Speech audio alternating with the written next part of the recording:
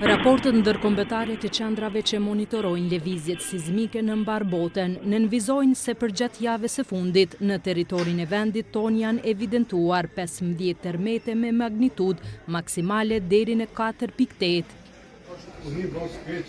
Sismiologët thonë se lëkundjet janë sinjal se rajoni mbetet sismikisht aktiv, ndërkohë që epiqendra e tërmetit të mbrëmshëm ishte zona Prizren-Shtërpës me një thellësi hipoqendrore 5 km duke u ndjerë edhe në rajon. 3 zona që janë me aktivitet më të lartë janë zona Istok Pej Deçan, zona e Prizrenit dhe zona Fejzaj Viti Gjilan. Kurse me aktivitet më të ulët zona ose pjesa veriore e Kosovës dhe janë zonat tjera me aktivitet të ulët, që është zona e Prishtinës.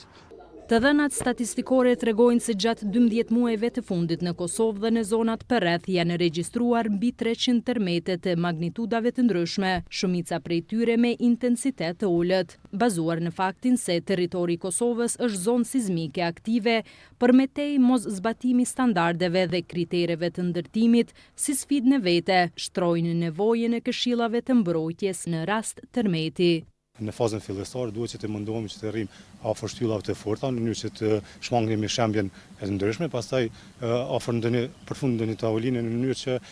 gjestandet përreth të mos na bien në kokë nëse ka lëkundje të mëdha. Ndërsa duhet që gjithsesi të shmangen ashensorët dhe të shmangen shkallët sepse janë mjaft të rrezikshme dhe nuk duhet që të përdoren, se ashensorët mund të bllokohen kur të kemi kësi termete. Të dhënat e publikuara në faqen ndërkombëtare Volcani Discovery, që monitoron lëvizjet sismike në mbar botën, vënë pas se brenda një muaji në territorin e vendit tonë janë regjistruar 36 termete me intensitet të ulët. Në 10 vitet e fundit, numri i përgjithshëm i termeteve të regjistruara te i kalon shifrën prej 2000.